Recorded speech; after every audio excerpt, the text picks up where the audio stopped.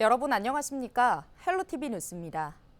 당초 4파전이 예상됐던 인천 부평구 갑은 2명의 후보가 사퇴하면서 더불어민주당과 국민의힘의 2파전으로 치러지게 됐는데요.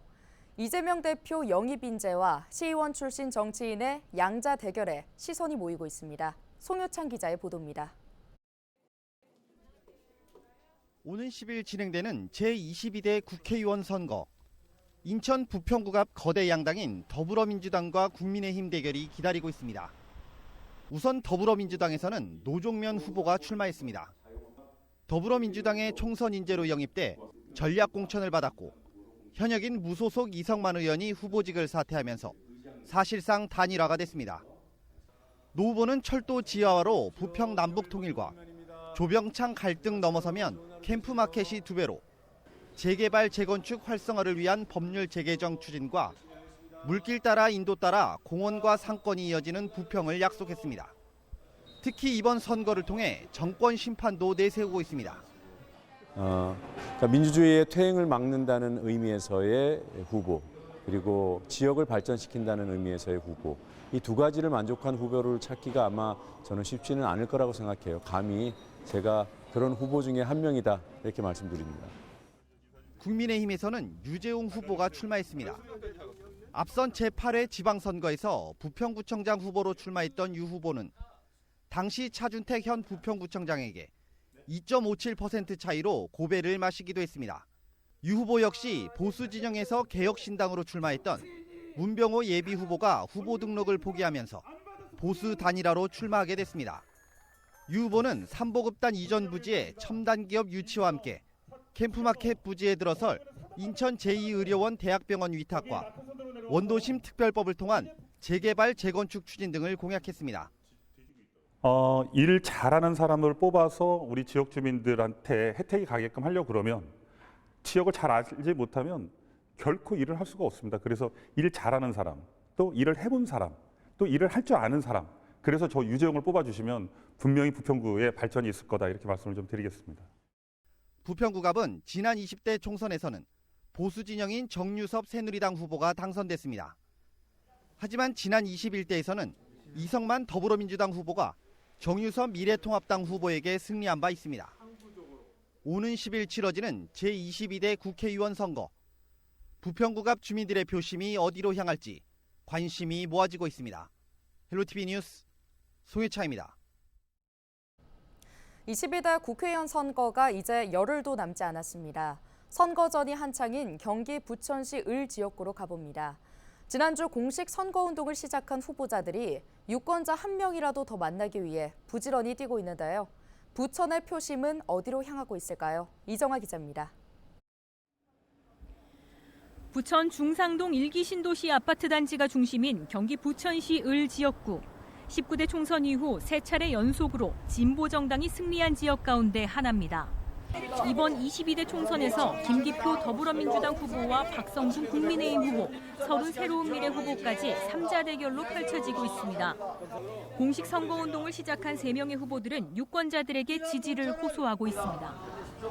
지난달 27일부터 28일까지 이틀 동안 OBS가 조사기관 K스탠 리서치에 의뢰해 실시한 여론조사에서 어떤 후보를 지지하냐는 질문에 46.2%가 김기표 더불어민주당 후보를 지지한다고 응답했습니다. 뒤이어 박성준 국민의힘 후보는 26.6%, 서른 새로운 미래 후보는 7.4%였습니다. 아직 결정하지 않았다는 비율은 15.1%, 투표할 후보가 없다는 의견은 3.7%였습니다. 21대 총선 당시 서른 더불어민주당 후보에게 투표했던 유권자 가운데 73.9%는 김기표 더불어민주당 후보를, 6.3%는 박성준 국민의힘 후보를, 10.6%는 서른 새로운 미래 후보를 지지했고 8%는 아직 결정하지 않았다고 응답했습니다. 또 21대 총선 당시 서영석 미래통합당 후보에게 투표했던 유권자 가운데 12.6%는 김기표 더불어민주당 후보를, 76.2%는 박성준 국민의힘 후보를, 3.2%는 서른 새로운 미래 후보를 지지했고 6.2%는 아직 결정하지 않았다고 답했습니다. 정당 지지도에서는 민주당 41%, 국민의힘 28.5%, 녹색정의당 0.6%, 개혁신당 4.3%, 새로운미래 1.9%, 조국혁신당 6.3%로 나타났습니다. 지지하는 정당이 없다는 답변은 14.5%였습니다. 이번 여론조사는 OBS가 여론조사 전문기관 K-스탠 리서치에 의뢰해 경기 부천을 지역에 거주하는 만 18살 이상 성인 남녀 500명을 대상으로 지난달 27일부터 28일까지 이틀 동안 전화 면접 조사로 진행했고 표본 오차는 95% 신뢰 수준의 플러스 마이너스 4.4%포인트입니다. 자세한 내용은 중앙여론조사심의위원회 홈페이지에서 확인할 수 있습니다. 헬로티비 뉴스 이정아입니다. 선거구별 후보자들이 각종 공약을 제시하며 유권자들의 표심 얻기에 힘을 쏟아붓고 있습니다. 개발 공약들이 상당한 비중을 차지하는데 임기 내 어려운 일들이 대부분입니다. 지난 임기 국회의원들이 공약을 잘 지켰는지를 돌아보면 이번 선거에서 선심성 공약의 표심을 뺏기는 일이 줄어들 수 있습니다. 이관성 기자의 보도입니다. 한국 매니페스토 실천본부가 조사한 21대 지역구 국회의원 공약 이행 현황을 보면 국회 마무리 시점 공약 완료율은 51.8%였습니다. 9,500여 개 공약 중 보류하거나 폐기한 공약은 364개였는데 조성과 건립, 유치와 설치 등 개발 공약들이 대부분이었습니다. 이번 선거에서도 개발 공약은 후보자들 공약 맨 앞에 대거 등장하고 있습니다. 경인전철과 경인고속도로 지하화, 원도심 재개발 재건축 등 지난 총선 때의 공약들과 비슷합니다. 수조 원에 달하는 예산 해법과 추진 시기를 명확히 제시할 수 없는 상황에서 국회의원 후보자들은 이번에도 자신이 나서야 조기에 추진할 수 있다는 말을 앞세웁니다. 4년 전에도 내걸었던 공약을 그대로 반복한다라면 그건 굉장히 위험한 거죠. 4년 동안 한 일이 없다는 것이고 또는 실현 가능성이 없다는 그런 말이기 때문이죠. 매니페스토 실천본부는 21대 지역구 국회의원 공약들 중 입법이 필요한 공약인데도 입법 활동 내역이 없었던 공약이 20.7%였고 재정 공약임에도 재정 내역이 없는 공약이 28.3%였다고 지적했습니다. 선거 때 지역 개발이 가능할 것처럼 공약들을 내세운 뒤 당선 뒤에는 공약 실천을 위한 입법과 재정 관련 활동에 소극적인 경우가 많았다는 얘기입니다. 선물 보따리를 풀어놓는 산타클로스는 필요 없고요. 국가대표로서 입법부로서 어떤 공약을 할 것인지, 다시 말해서 우리 사회에 대한 그 문제 해결에 대한 답을 입법과 정책으로 제시하는 것이 중요한데요. 매니페스토 실천본부는 공직선거법 개정을 통해서라도 후보자가 입법 계획과 소요 예산이 들어간 의정활동 계획서를 만들도록 제도화하자는 입장입니다. 공약의 완성도와 이행 의무를 높여 공약 이행이 여야 정치 갈등의 뒤로 밀려나는 일들을 막아야 한다는 시각입니다. 헬로티비 뉴스 이관서입니다. 4월 10일 총선을 앞두고 헬로티비 뉴스는 우리 지역 선거구 후보자들의 주요 공약을 직접 인터뷰했습니다. 오늘은 김포시 갑선거구와 김포시 을 후보자들의 1분 공약을 들어봅니다.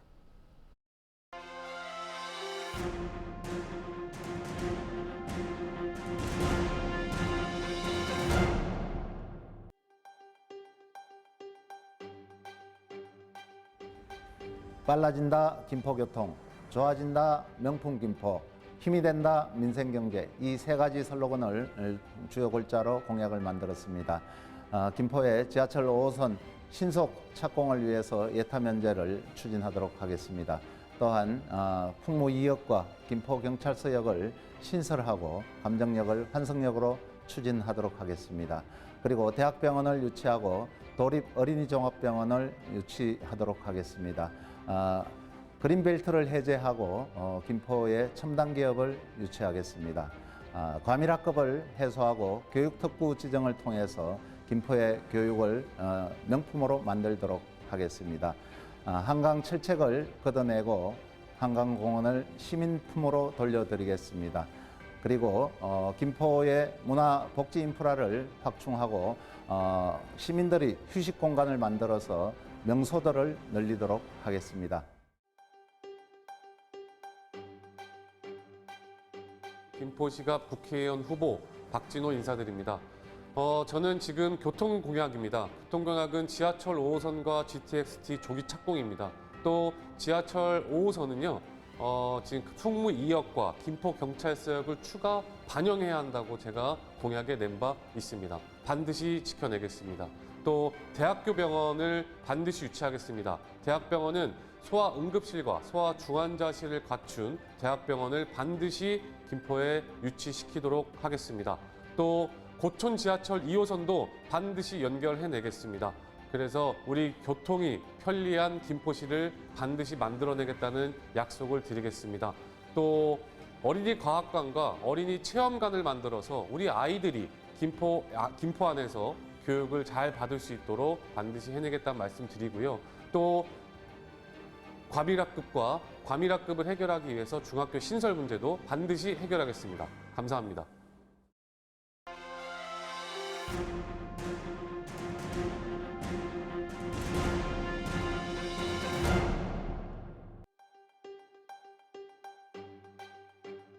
철도 노선 3개를 반영시켰던 저 박상혁, 이제는 김포에서 서울까지 30분 교통시대를 열어내겠습니다. 서부권 GTX, 인천 지하철 2호선의 김포 고양 연장, 서울 지하철 5호선을 임기 내에 반드시 착공시키겠습니다. 또한 임기 4년 동안 학교 4개를 신설 확정시킨 저 박상혁, 이제는 양의 문제가 아니라 질 높고 다양성 있는 교육을 만들어내겠습니다. 국제교육특구 지정, 국제고등학교 유치를 통해서 김포 시민들이 원하는 질 높은 교육 만들어내겠습니다. 더불어 김포 이청사를 한강 신도시에 조성해서 공공과 문화 복합이 어우러지는 김포시 만들어내겠습니다. 이번 선거는 5호선 조기 착공과 조기 준공에 대한 선거입니다. 여심 있는 여당 후보가 이 문제를 시작도 했고 그리고 마무리도 깔끔하게 하도록 하겠습니다. 두 번째는 서울 통합입니다. 김동연 경기도지사가 경기도를 분도함으로 인해서 까딱하면 김포는 경기 북도로 편입할 수 있게 되었습니다. 그래서 이제는 우리 행정안전부가 발표한 대로 김포 문제만큼은 김포 시민의 의사를 확인해서 경기 북도가 아닌 서울로 가는 서울 통합의 길을 제가 만들겠습니다. 활짝 열겠습니다. 시민 여러분, 이제 김포의 미래는 저에게 맡겨주십시오. 제가 마무리 확실하게 하겠습니다. 시민 여러분의 믿음, 그 길만이 김포를 제대로 만들 수 있습니다.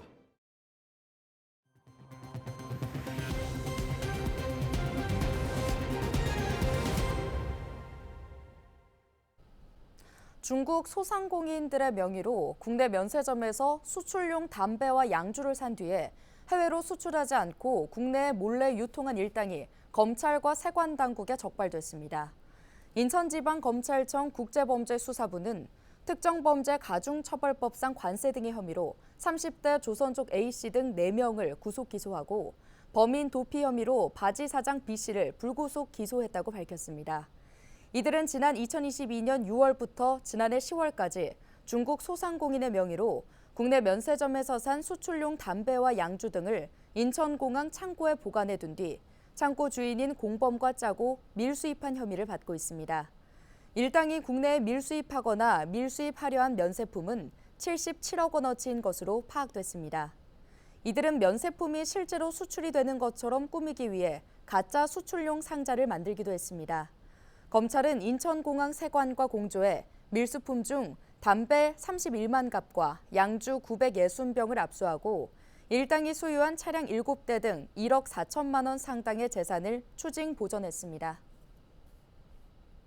주말 사이 경기도 김포의 한 공장에서 불이 나 약 1시간 만에 진화됐습니다. 지난달 30일 오후 3시 40분쯤 김포시 하성면의 한 공장에서 불이 나 공장 건물 3개 동이 불에 타는 피해가 발생했는데요. 소방당국은 이날 오후 3시 58분 소방대응 1단계를 발령한 데 이어 11분 뒤 대응 2단계를 발령해 불이 난 지 56분 만에 주부를 진화했습니다. 다행히 인명피해는 발생하지 않았습니다. 소방당국은 정확한 피해 규모와 화재 원인을 조사 중입니다. 제22대 국회의원 선거 인천 지역 투표소가 확정됐습니다. 인천시 선거관리위원회는 지역 투표소 738곳을 확정했다고 밝혔는데요. 전체 투표소 중 737곳을 접근성이 좋은 건물 1층이나 승강기가 설치된 곳에 마련했습니다. 투표소의 위치는 지방자치단체 선거인 명부 열람 시스템이나 중앙선관위 누리집 투표소 찾기에서 확인할 수 있습니다. 앞서 인천 선관위는 각 가정에 투표 안내문과 정당 후보자의 선거 공보를 발송했습니다. 거소투표 신고자 3,800여 명에게는 거소투표용지를, 군인과 경찰 공무원 2천여 명에게는 선거 공보를 각각 보냈습니다. 부평구는 구청 인근인 부편동 54-4번지 일대 도시재생 뉴딜 사업의 일환으로 추진된 구청 중심 공공문화공간 조성 사업이 완료됐다고 밝혔습니다. 앞서 이곳은 과거 굴포천을 복개해 공영주차장으로 활용됐던 곳인데요.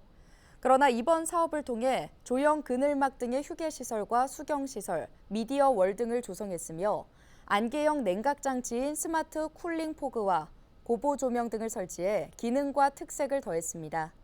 구는 오는 17일 새롭게 조성된 공공문화공간에서 봄맞이 문화 행사를 열고 구민들과 함께하는 장소로서의 첫 선을 보일 예정입니다.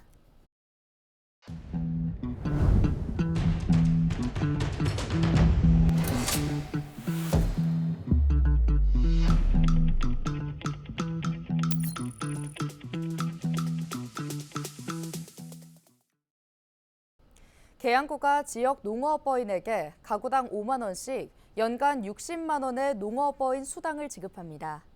지원 대상은 올해 1월 1일 기준 2년간 인천시 거주자로 시 소재지로 농업 경영체를 등록해 2023년 농업, 임업, 수산업 직접 지불금을 받은 농어버인입니다. 신청 기간은 오는 30일까지입니다. 신청을 원하는 주민은 계양구청 지역경제과에 방문하면 됩니다. 다만 신청 직전 연도 농업업 외 종합소득 금액이 3,700만 원 이상인 자, 최근 3년 이내 국가지방자치단체 보조금 부정수급자, 농지법, 산지관리법, 축산법, 수산업법 위반 처분을 받은 자 등은 지원 대상에서 제외됩니다. 계양구는 적격 심사를 거쳐 다음 달부터 수당을 지급할 예정입니다. 농어버인 수당 관련 자세한 내용은 계양구청 지역경제과 농업정책팀으로 문의하면 됩니다. 김포시가 지난 29일 한국산업기술시험원과 도심항공교통 등 미래 전략산업 육성을 위한 업무 협약을 맺었습니다. 이번 협약으로 두 기관은 미래 신산업 육성을 위한 기업 유치와 기업의 업종 전환, 성장 지원 등을 위해 양측의 보유 자원을 활용하고 공동 연구과제를 개발 운영하는 등 행정적, 기술적 협력을 강화할 예정입니다.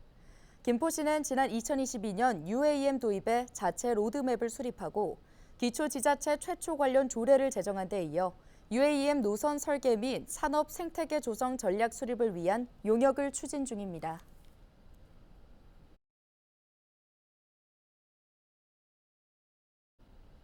오늘 준비한 소식은 여기까지입니다. 함께해 주신 여러분 고맙습니다.